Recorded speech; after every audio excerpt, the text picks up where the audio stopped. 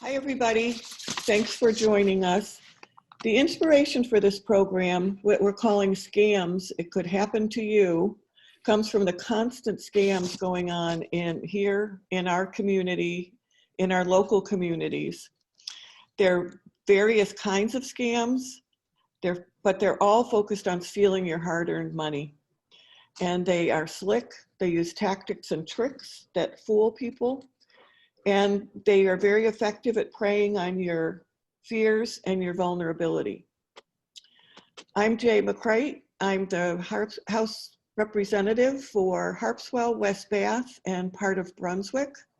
And with me today are our sheriffs from Cumberland and Saginaw County. We have Sheriff Joyce from Cumberland County, Sheriff Mary from Saginaw County, and we have our neighbor, Bill Allen, who is going to tell his story about what happened to him as great evidence that it can happen to you, can happen to anybody.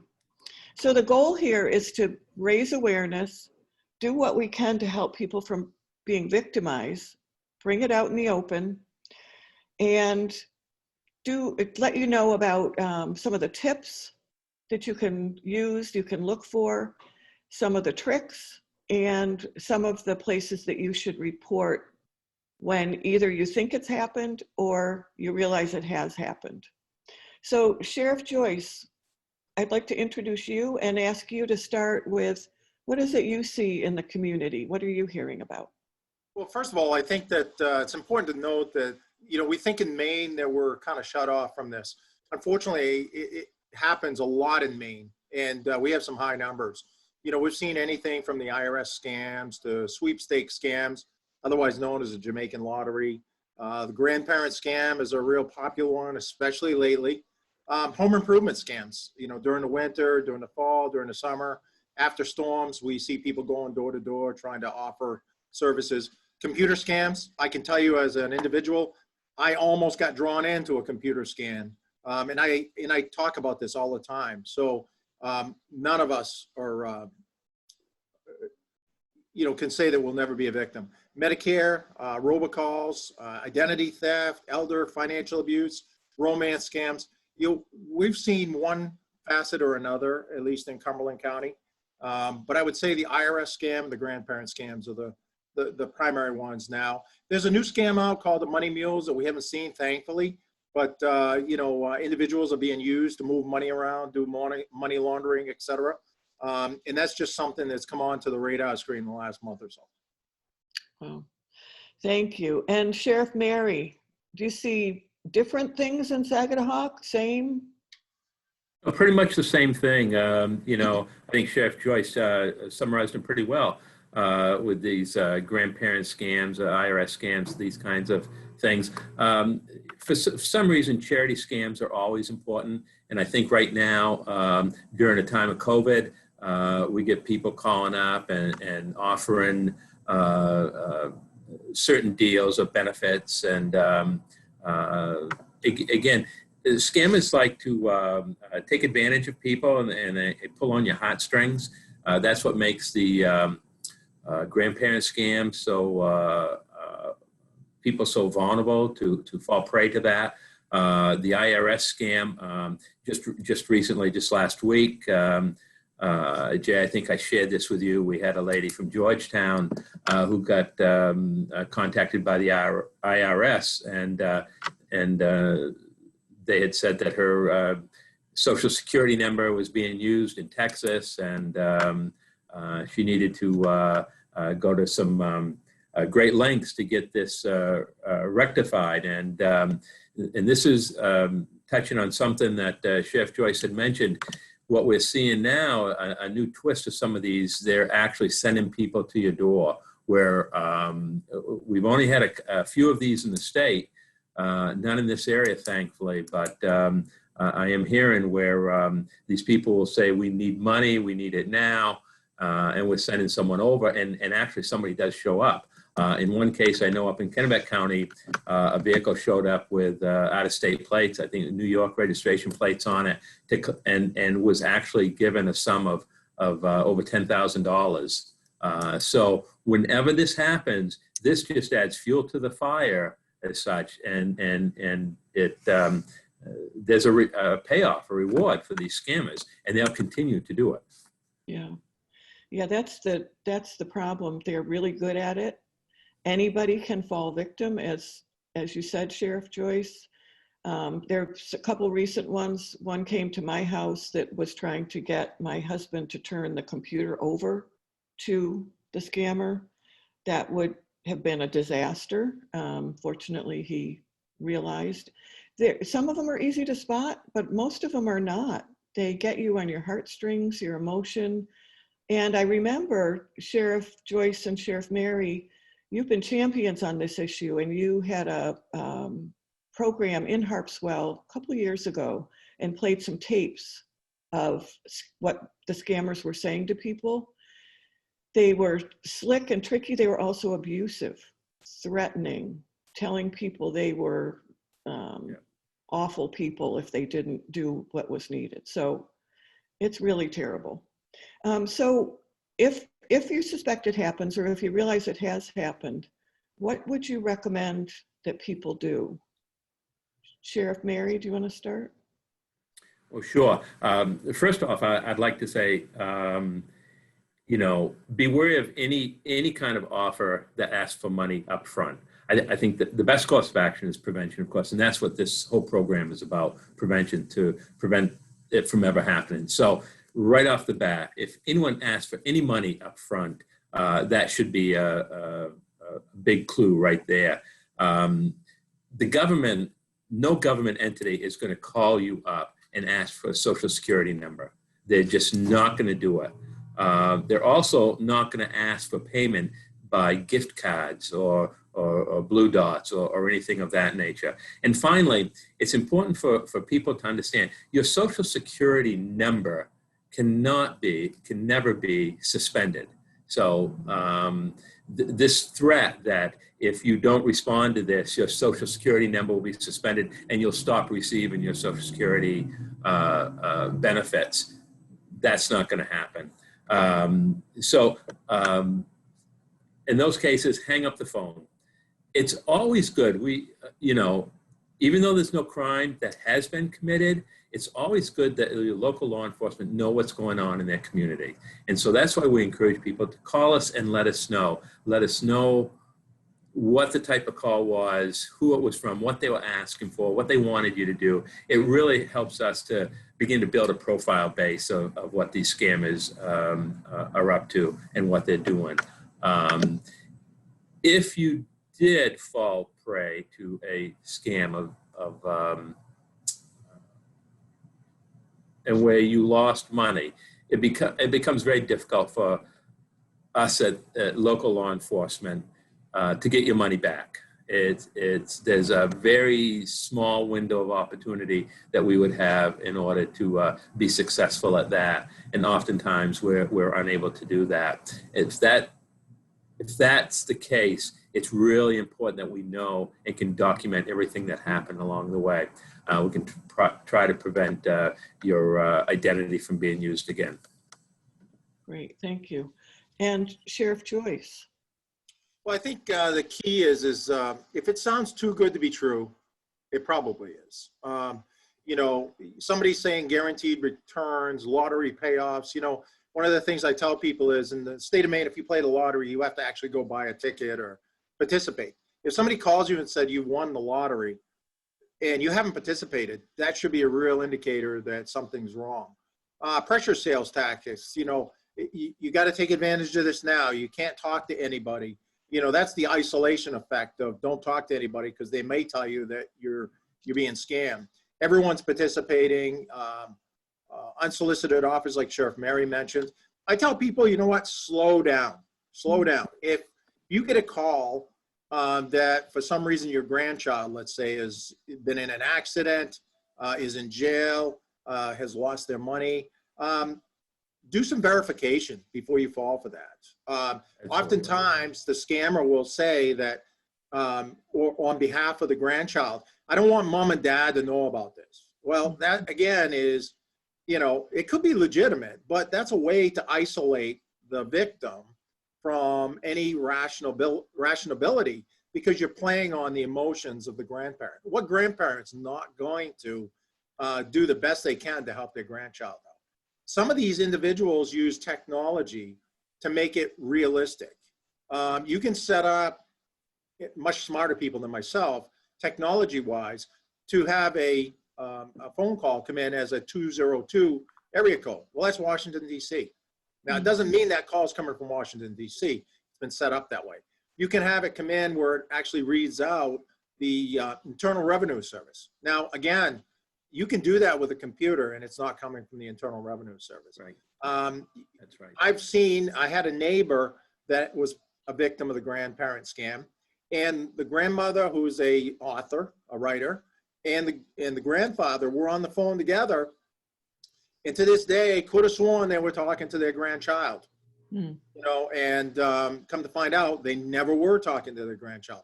How that occurred, we'll probably never know, but technology is such that you can create auras of things that don't even exist, and you can be fooled on it. So key two words, slow down, and then verify. It is no, you know, if your grandchild is in some sort of emergency situation, end the phone call and then maybe call the grandchild on the cell phone. Everyone's got one now. You know, 9 times out of 10, if it's legitimate, you're going to get in touch with, or not legitimate, you're going to get in touch with them and find out otherwise. You know, find out if the grandchild is allegedly locked up in a jail, find out where the jail is, call the jail and find out. Don't take somebody's word, because unfortunately we're starting to see people play on people's emotions and lose a lot of money in the meantime. Thank you. I think there's always vulnerability to this because they're so good at it, and maybe especially now because we're in this time of such high anxiety and we're not seeing each other, so the isolation is even easier to make happen. But yeah, one of the phrases that I think really resonates is trust your gut. If you think it's a scam, it probably is. And if you're not suspicious, but they're rushing you, telling you it's a secret, don't tell anybody. That's a good clue to slow it down and verify, as you said. So I'd like to turn to our neighbor, Bill Allen, who has very generously offered to tell the story that the scam that just happened to him at the end of October. Not a new scam, but it keeps working. So it's out there and it's still out there. So Bill is offering to help us understand how it can happen to you and some of the clues along the way in hindsight. So Bill, thank you for being here and telling your story. Okay, well, the incoming call to us was the last Thursday of October, and about 9 o'clock in the morning, and it was a very low voice, which I could hardly hear the voice, and they were just making small talk. How are you doing? And that kind of thing. And I finally said, well, who do I have here? And the voice said, it's your grandson. I said, oh, Davey, no wonder you never call me, so I can't recognize your voice. And right there, I gave away the name of my grandson. And I said, what's going on? He said, well, I'm in New Hampshire. I had an accident and they held me overnight for reckless driving.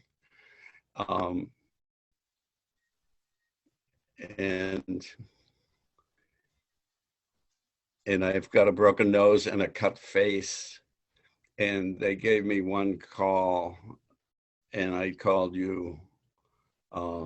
They've assigned me a lawyer, and I have his phone number. I'll give it to you.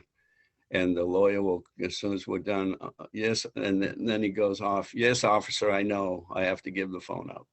And so it was almost theatrical that they were cementing that he was on a time limit, and then the lawyer was going to take over from there. So it would have been hard for me. You know, he finally got to the lawyers talking to a bail bondsman, and we're going to need some money to get him out of jail. And it got into a negotiation because they originally wanted 10% of $69,000, which would have been $6,900. I said, well, I can't raise that money in this time frame. The lawyer explained that the hearing was going to be in 2 hours, and if we can get the bail bondsman to put up the bail, my grandson would be released. And so that was all the points of a limit on how long I talked to that voice, and the time limit to try to get the money. So it put a big sense of urgency into the scenario. And the lawyer did call back, and I asked a few questions like, where's my grandson's cell phone? And they said, oh, the police have that. You know, when they brought him in, they took all his personal things. And since I do some volunteer work in restorative justice, so I've been in and out of courts, and I understand how the whole court system, and I actually volunteered that to this lawyer voice that, you know, I understand what's going on with the bail bondsman because I've done the work in courts, and, you know, they knew they had me the hook in me pretty good. And so we went, I went to the bank, pulled out, we finally got the number down to $2,500. And I got the $2,500 cash, and the lawyer voice, the instructions were to call back as soon as you had the money. And then this is an interesting thing that might be traceable, or it might be some help in tracing these. They wanted me to go to Wells Fargo. And I guess that's a fairly common way to transfer cash. But as it turns out, there's no Wells Fargo office in the state of Maine. So the lawyer says, well, I have the bail bondsman on the phone. I'll ask him to hold on while you go and buy cash cards. So he sent me to buy the Green Dot Money Pack money cards that you scratch off. And it's really interesting. I was at CVS in Brunswick, and the person behind the counter said, are you sure this is all right?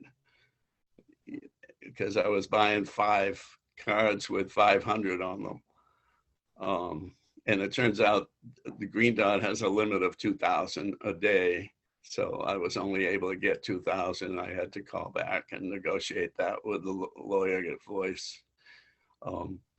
And so I finally got the 2,000. I bought the cards, I scratched them off, and I read the numbers to the lawyer voice. And then he called back a little while later and said, 2 of the cards didn't go through. We need to get another 2 more cards. So he was looking for another $1,000. And so we were already up in Brunswick, and Claudia was with me. And so we went to her bank, which was TD, and she went in and was going to withdraw the 1,000. And she was starting to suspect that this wasn't a real deal. And so she got into the bank, and there was nobody in the branch except the 3 tellers. And she went to the window with her withdrawal slip and started crying. And the tellers said, what's the matter? Well, I think we're being scammed. And the teller said, if you think you're being scammed, you're being scammed. So she went out in the car and got me. What complicated this was that I get in this focused mode on problem solving, and I can't see because I'm going to get my grandson out of jail. And if I have to drive over there right now, I'll do it. So as the tellers were telling stories of people they knew that had been through the grandparent scam. And so I started to shift a little. I said, let me just call my grandson. So this is the first time that I have actually considered calling my grandson, because the grandson voice initially said, don't tell the family about this. I'll tell them when I get out, because I don't want to be embarrassed. So I'm holding this on the QT. And so I dialed his cell phone and he answers, Papa Bill, what's up? And so it was a relief for me to hear his voice and know he was not in New Hampshire in jail. And that's how we actually determined it. The story goes a little further, which I won't go into, that we went home and they called us.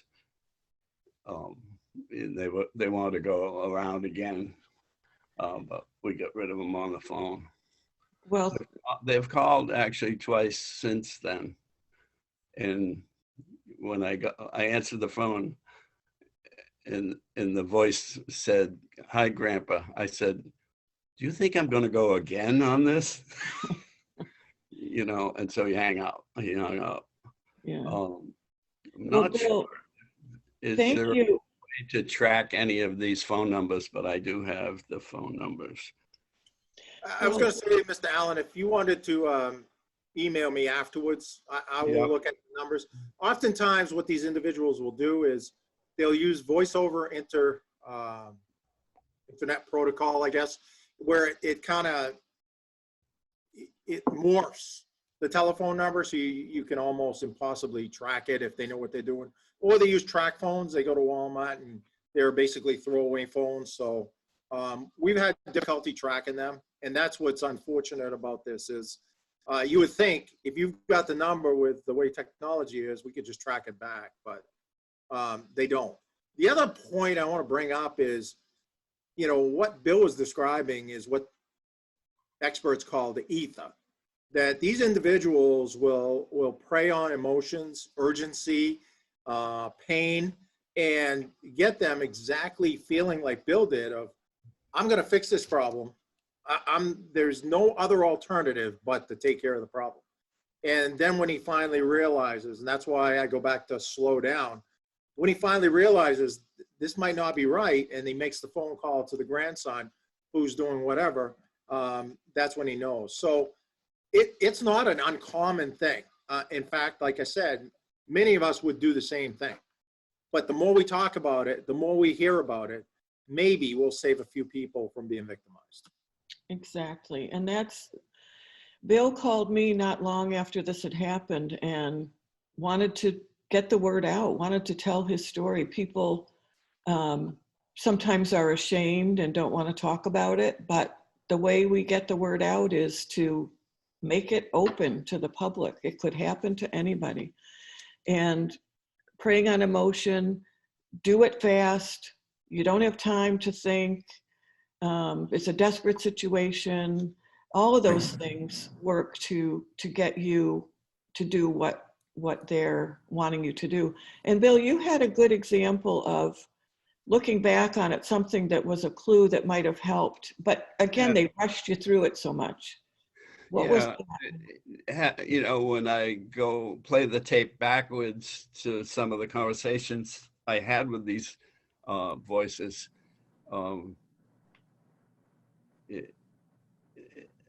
what happens is, could you just give me the question that you? Oh, I was thinking of, you recognized how you were called by your grandson. The voice said to me, Grandpa, I love you so much. And that should have been a little tick for me, because my grandchildren don't call me Grandpa. They call me Papa Bill. But I went right by that marker. Because of the emotion they had you.